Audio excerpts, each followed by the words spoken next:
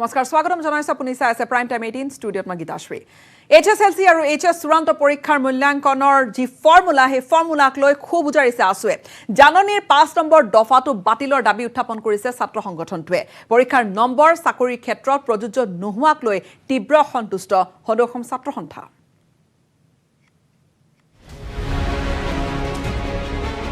শিক্ষামন্ত্ৰীৰ পৰীক্ষা নীতি এই পৰীক্ষাত যেটো নম্বৰ পালে হেতু অসম চৰকাৰে এডুকেশ্যন ডিপাৰ্টমেণ্টে টেট পৰীক্ষাৰ ক্ষেত্ৰত বা তেনেকুৱা ধৰণৰ অন্য পৰীক্ষা য'ত নম্বৰটোৰ ওপৰত বেছ কৰিয়ে চাকৰিটো হ'ব তাৰ কাৰণে এই পৰীক্ষাৰ ফলাফলটো প্ৰযোজ্য নহ'ব গৰজি উঠিল দল সংগঠন পৰীক্ষাত পাছ চাকৰিত ফেইল এনে কোনো নীতি মানিব নহ'ব 5 নম্বৰ দফাত ক'লে যে ইয়াত মানে পৰীক্ষাত পাছ চাকৰিত ফেইল এটি মেছেজ বাৰ্তাটো এটি ছাত্ৰ ছাত্ৰীসকলে এইখন মাৰ্কশ্বিট আৰু চাৰ্টিফিকেট লৈ চাকৰি কৰিব নোৱাৰিব এটা নাভূত নাচুত এটা সিদ্ধান্ত এই সিদ্ধান্ত চৰকাৰে পুনৰ বিবেচনা কৰিব লাগিব আৰু এই সিদ্ধান্ত চৰকাৰে প্ৰত্যাহাৰ কৰিব লাগিব বাতিল কৰিব লাগিব মাৰ্কশ্বিট দিব চাকৰি নাপাব ছাত্ৰ ছাত্ৰীক অনিশ্চয়তাৰ মাজলৈ ঠেলি দিয়া শিক্ষা বিভাগৰ এনে সিদ্ধান্ত বাতিলৰ দাবী তুলিলে সদৌ অসম ছাত্ৰ সন্থাই দাবী তুলিলে এটা পৰীক্ষা এখন মাৰ্কশ্বিটৰ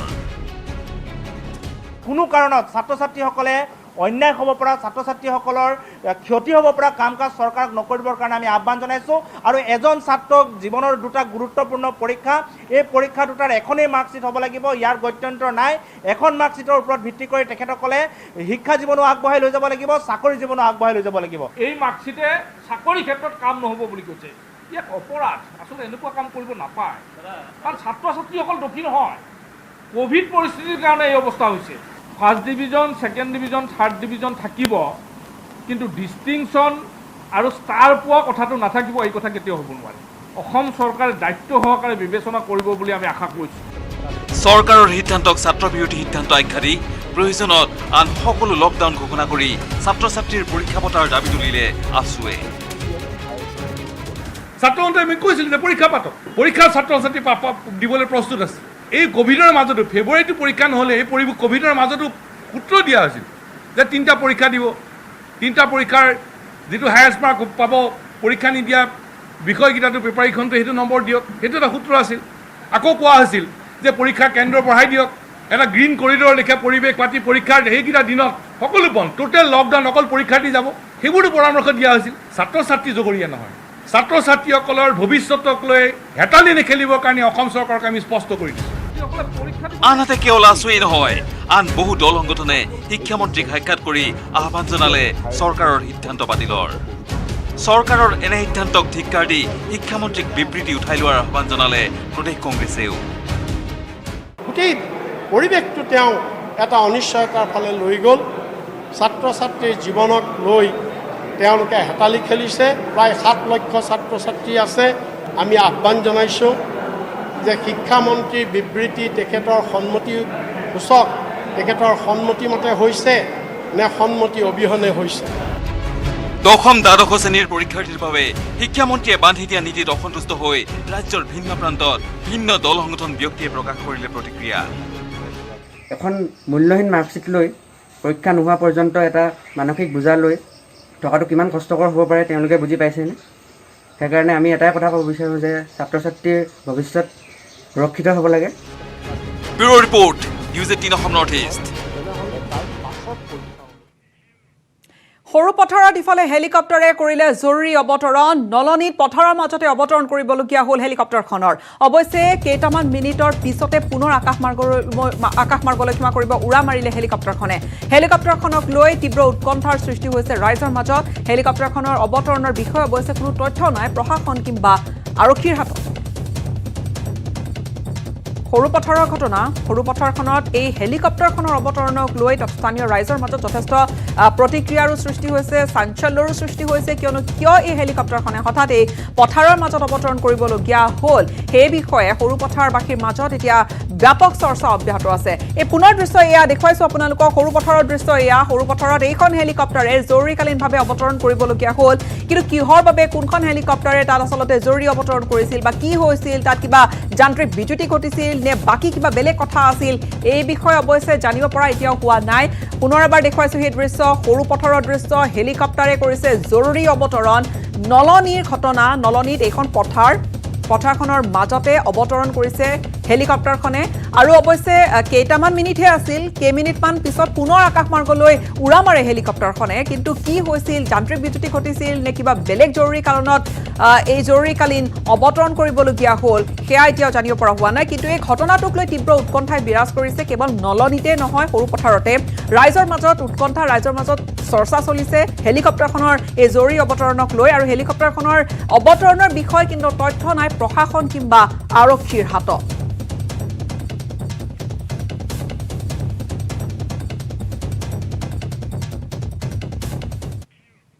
2 মে'ত অসম বিধানসভা নিৰ্বাচনৰ ফলাফল ঘোষণা কৰিছিল ফলাফল ঘোষণাৰ দুমাহ হ'ল যদিও এই পৰ্যন্ত অসম বিধানসভাৰ আৱাসগৃহ পোৱা নাই শিৱসাগৰ সমষ্টিৰ বিধায়ক অখিল গগৈ বাজেট অধিৱেশনৰ পূৰ্বে বিধায়কৰ আৱাসগৃহটোৰ ব্যৱস্থা কৰি দিবলৈ অসম বিধানসভাৰ অধ্যক্ষক অনুৰোধ জনাইছে অখিল গগৈ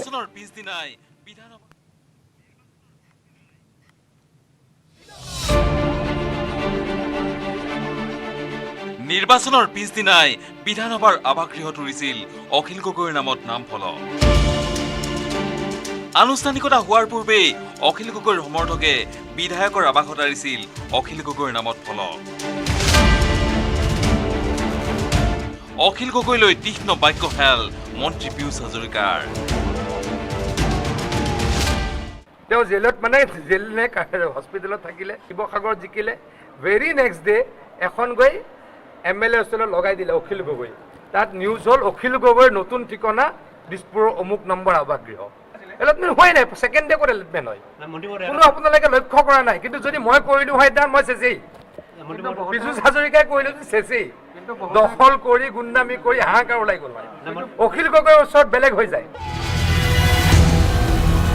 পিছে পৰিহাসৰ কথা নিৰ্বাচনী ফলাফল ঘোষণাৰ দুমাহ পাৰ হ'ল যদিও এই পৰ্যন্ত বিধানসভাৰ আৱাসগৃহই নাপালে অখিল গগৈ এই কথাত ক্ষোভ ব্যক্ত কৰি বাজেট অধিৱেশনৰ পূৰ্বে বিধায়কৰ আৱাসগৃহৰ ব্যৱস্থা কৰি দিবলৈ অসম বিধানসভাৰ অধ্যক্ষক অনুৰোধ জনালে অখিল গগৈ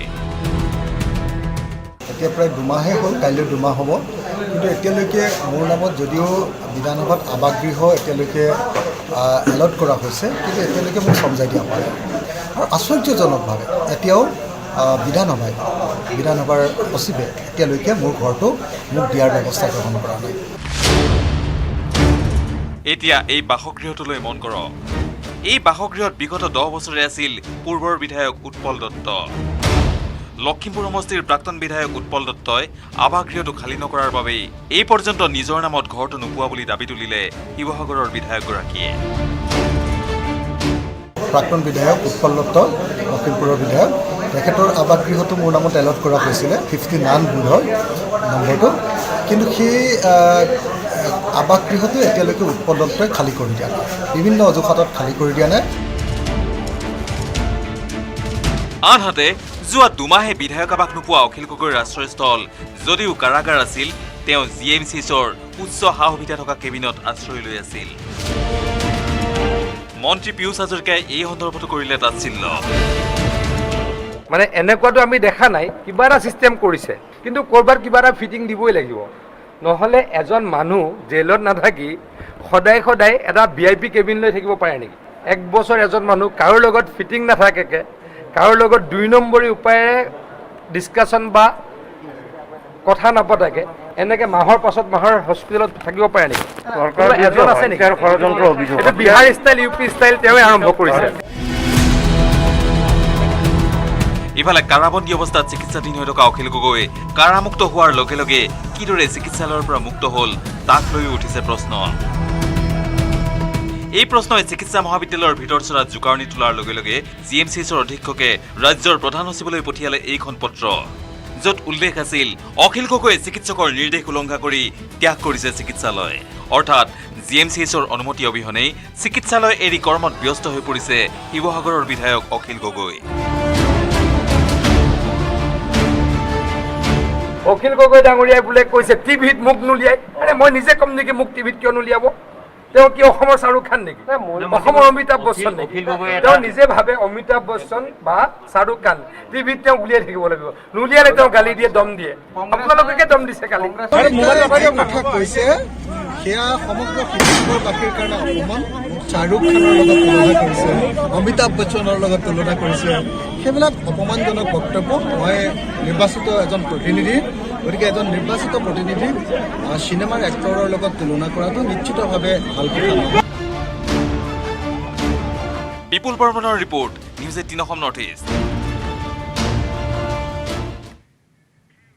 পৰৱৰ্তী খবৰ, আৰক্ষীৰ গুলীত আহত ভোৰাগাঁৱৰ ধৰ্ষণ আৰু হত্যাকাণ্ডৰ মূল অভিযুক্ত সৈয়দ আলী ওৰফে পাঠা পুৱতি নিশা আৰক্ষীৰ জিম্মাৰ পৰা পলায়নৰ চেষ্টা কৰিছিল। এই পাঠাই 20 জুনত যি ঘটনা সংঘটিত হৈছিল এই জঘন্য ধৰ্ষণ আৰু হত্যাকাণ্ডৰ ঘটনা, তাত অভিযুক্ত এইজন ব্যক্তি।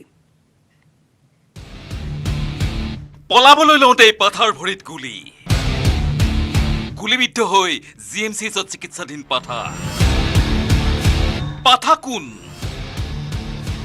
মৰিগাঁৱৰ ভোৰাগাঁৱৰ চাঞ্চল্যকৰ কিশোৰী ধৰ্ষণ আৰু হত্যাকাণ্ডৰ মূল অভিযুক্ত সৈয়দ আলী ওৰফে পাঠা। আৰক্ষীৰ মতে ঘটনাৰ পুনৰ দৃশ্যায়ন কৰিবলৈ যাওঁতে পুৱতি নিশা পলোৱাৰ চেষ্টা কৰিছিল পাঠাই। পলাবলৈ লোৱা পাঠালৈ লক্ষ্য কৰি মৰিগাঁও আৰক্ষীয়ে 3 জাই গুলী এৰিছিল আৰু তেতিয়াই গুলীবিদ্ধ হয় পাঠা ওৰফে সৈয়দ আলী। টয়লেট যোৱাৰ কথা ক'লে, তো গাড়ীৰ পৰা আমি নমাই পেলাই যাবলৈ দিওঁতে সেই সময়ত আন্ধাৰ হৈ আছিল আৰু অলপ বৰষুণ দি আছিল। তো ৰাস্তাৰ পৰা নামি ছাইডত অলপ মুকলি পথাৰ জাতীয় আছিল, তো তাত নামি পেলাই তেওঁ পলাই যাব চেষ্টা কৰিছিল, কিন্তু তেওঁক আমি ৰখাবৰ কাৰণে তেতিয়া আমি সেই মিনিমাম ফ'ৰ্চ, আমাৰ যিখিনি ৰিজনেবল ফ'ৰ্চ ইউজ কৰিব লগা হ'ল। যৌৱন ভাটি দিয়া এই পাঠাৰ বিৰুদ্ধে আৰক্ষীয়ে লাভ কৰিছিল 20 জুনত সংঘটিত 9 বছৰীয়া কিশোৰীক হত্যা কৰাৰ প্ৰমাণ। ইয়াৰ পিছতেই 27 জুনত সৈয়দ আলী ওৰফে পাঠাক গ্ৰেপ্তাৰ কৰিছিল মৰিগাঁও আৰক্ষীয়ে। বৃদ্ধ সৈয়দ আলীয়ে আৰক্ষীৰ জেৰাত দিছিল চাঞ্চল্যকৰ স্বীকাৰোক্তি। हमारा पूरा तैयारी था बुरागांव थाने में रिक्रिएशन ऑफ क्राइम सीन के लिए। हमारा QRT फोर्स भी प्रेजेंट था, बहुत सारे ऑफिसर्स बुरागांव थाने में। 4 बजे से जो क्राइम सीन था उसको रिक्रिएट करने के लिए पूरा तैयारी था, इसीलिए उसको जागीरोड थाने से बुरागांव थाने में ले जा रहे थे। আৰক্ষীৰ বেহুৰ পৰা আন্ধাৰৰ সুযোগ লৈ পলাবলৈ চেষ্টা কৰা পাঠা এতিয়া GMCHৰ বিচনাত।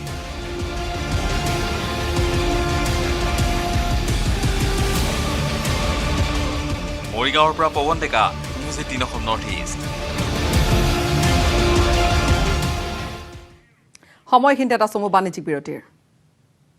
স্ট্ৰং মানে জানেনে মাইথন, স্ট্ৰং মানে মাইথন নিৰ্মাণৰ মানদণ্ড।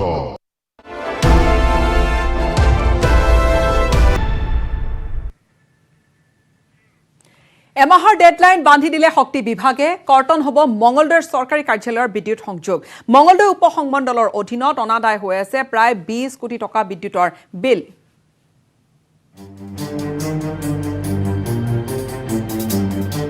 শক্তিমন্ত্ৰী বিমল বৰাৰ কঠোৰ পদক্ষেপ। অনাদায় বিদ্যুৎ মাচুল পৰিশোধৰ বাবে কঠোৰ নিৰ্দেশ। ধনী ৰাজনৈতিক নেতা হলেই নৰম নহব বিল পৰিশোধত। বিদ্যুৎ মাচুল পৰিশোধৰ বাবে চৰকাৰী কাৰ্যালয়ক দিলে এমাহৰ ডেডলাইন। অন্যথা কৰ্তন কৰিব বিদ্যুৎ সংযোগ। 1 জুলাইৰ পৰা শক্তি বিভাগে আৰম্ভ কৰা বিশেষ অভিযানৰ ফলস্বৰূপে জালুকবাৰী গাড়ীগাঁও আজাৰা অঞ্চলত চলিল অভিযান। বিভাগৰ কঠোৰ ভূমিকাৰ বাবে পূৰ্বৰ সকলো অভিলেখ ভংগ কৰি জুন মাহত বিভাগে সৰ্বমুঠ 508 কোটি মাচুল গ্ৰহণ কৰিবলৈ সক্ষম হৈছে। দীৰ্ঘদিনে বিভাগটোত অনাদায় হৈ আছে প্ৰায় 2300 কোটি টকাৰ বিল। এই বিল গ্ৰহণ কৰিব পাৰিলেই পূৰ্বতকৈ অধিক উন্নত হ'ব শক্তি বিভাগ। আমি জানুৱাৰী মাহত আমি সংগ্ৰহ কৰিছিলোঁ 382 ক্ৰোৰ্ছ, ফেব্ৰুৱাৰী মাহত 345 আৰু মাৰ্চ মাহত 320, এপ্ৰিল মাহত 319 আৰু মে' মাহত 336 আৰু জুন মাহত 508। তাৰমানে এই প্ৰথমবাৰৰ বাবে আমাৰ এইটো বাঢ়ি গৈছে 500ৰ ওপৰত বাঢ়ি গৈছে। ইফালে মঙলদৈ উপসংমণ্ডলৰ অধীনত অনাদায় বিদ্যুৎ মাচুল প্ৰায় 20 কোটি টকা।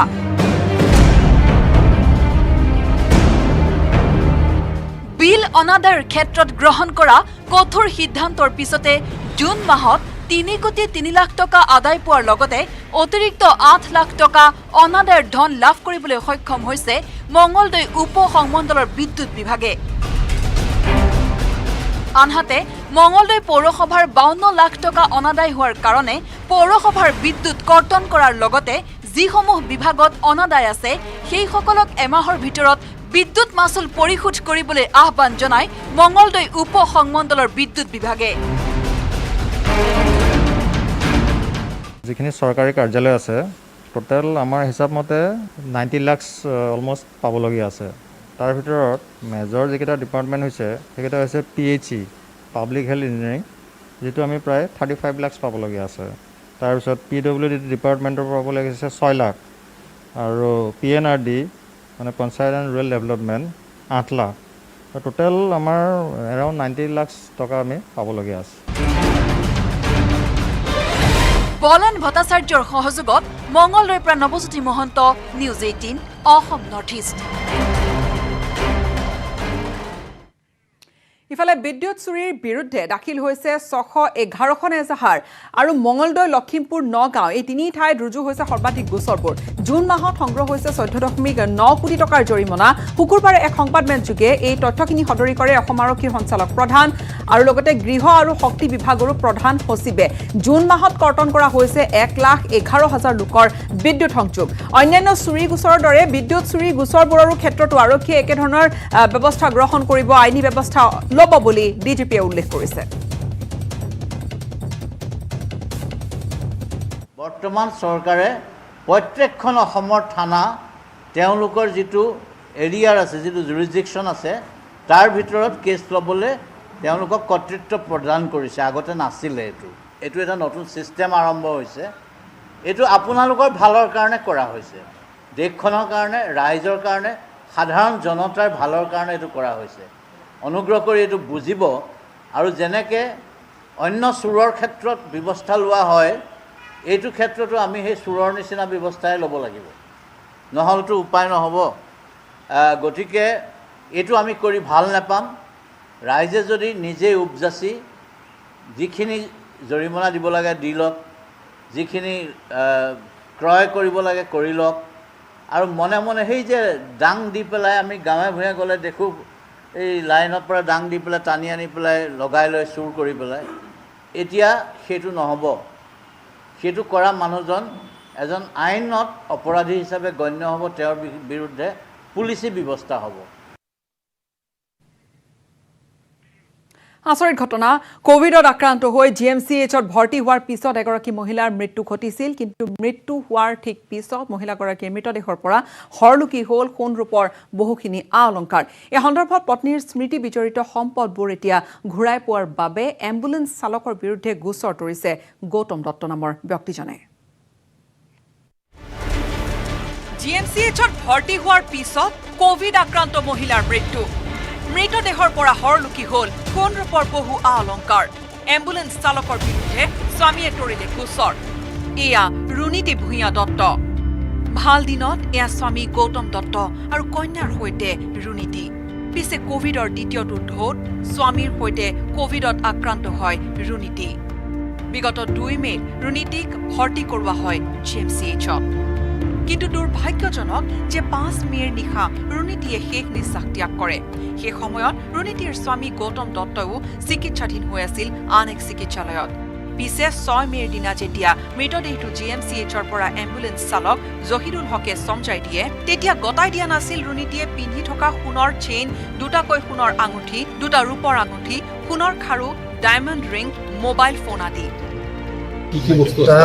মোৰ মেইনলি এটা মোবাইল আছে, কিন্তু ৰেকৰ্ডত সেই মোবাইলটো ICU ৰেকৰ্ডত কিন্তু মোবাইলটো মেনশ্যন নাই। ৰিঞ্চিমৰ নামত দিয়া মতে এটা ডায়মণ্ডৰ আঙুঠি আছিলে, খাৰু চাৰু আছিলে, তেনেকৈ বস্তু আছিলে। গোটেইখিনি সোণৰ আছিলে, সোণৰ আৰু ৰিংটোতো ডায়মণ্ডৰ আছিলে। আৰু কৈছে এনেকুৱা ধৰণৰ এটা কৈছে যে হয়তো ডেড বডিৰ ভিতৰত অনলাইন স্ক্ৰীণ ভৰাই দিয়ে, তাতে জ্বলাই দিয়া হ'ল। এইটোতো কেতিয়াও যুক্তিসংগত কথা হ'ব নোৱাৰে যদি হেৰি বিকৃত বা তেনেকুৱা ঘূৰাই দিছোঁ আমাক কমচে ক'ব লাগে যে এইখিনি বস্তু আমি ঘূৰাই দিছোঁ ইয়াত মানে এটা ডাঙৰ এটা হেৰি এটা আছে এই বিষয়টোক লৈ প্ৰয়াত ৰুণীতিৰ স্বামী গৌতম দত্তই GNCHৰ কৰ্তৃপক্ষৰ সৈতে পিছত যোগাযোগ কৰে কিন্তু এম্বুলেন্স চালকে সকলো সা সামগ্ৰী ৰুণীতিৰ পৰিয়ালৰ হৈ চমজি লয় বুলি গৌতম দত্তক জনায় GMCH কৰ্তৃপক্ষই এই বিষয়ত মৰমৰ পত্নীৰ স্মৃতি বিজড়িত সম্পদখিনি ঘূৰাই পোৱাটো কামনা কৰে গৌতম দত্তই ICUৰ যিখন ৰেজিষ্টাৰ কপি তাত ডেড বডিটো এজন জাহিদুল হক নামৰ এজন ব্যক্তিয়ে ৰিচিভ কৰিছে আৰু তেতিয়া মই যেতিয়া অৰ্নামেণ্টছখিনিৰ কথা সুধিলোঁ তেতিয়া তাত ক'লে যে তেখেতৰে চাইনটো আছে তেখেতৰ মই কণ্টেক্ট কৰোঁতে গম পালোঁ যে তেওঁ ক'লে যে মই নাই লোৱা বস্তুখিনি তেতিয়া মই আকৌ GMCত গৈ ক'লোঁ যে বস্তুখিনি মই পোৱা নাই কি কৰা যায় কাৰণ এইটো বস্তুখিনি মোৰ খুব দৰকাৰী মোবাইলটো বিশেষকৈ GMCএছৰ এটলিষ্ট এবাৰ ফোন কৰিব লাগিছে যে আপোনাৰ ডেড বডিটো ল'ব আহিছে বা আপোনাৰ এটা বস্তুখিনি দিছোঁ এইখিনি মোক একো মানে অৱগত নকৰালে কোভিডত মৰমৰ পত্নীক হেৰুৱাই দিশহাৰা হোৱা গৌতম দত্তই ইতিমধ্যে ঘটনা সন্দৰ্ভত ভঙাগড় আৰক্ষী থানাত এম্বুলেন্স চালক জহিৰুল হকৰ নাম উল্লেখ কৰি দাখিল কৰিছে এজাহাৰ মানে প্ৰশাসনে যাতে এই বস্তুৰ ওপৰত হেৰি দিয়ে গুৰুত্ব দিব লাগে যে এনেকুৱা বস্তু চব নহওক কাৰণ কোভিডৰ নাম কৰি আমাক নামাতেও আমি যাবও নোৱাৰে ডেড বডিটো লোৱা হ'ল এটলিষ্ট মোৰ ফোন নম্বৰ আছে মোক ফোন এটা কৰক যে ডেড বডি এজন ল'ব আহিছে হেৰি বিজু কুমাৰ ডেকাৰ report news 18 Assam north east সময় আন এটা বাণিজ্যিক বিৰতিৰ Strong.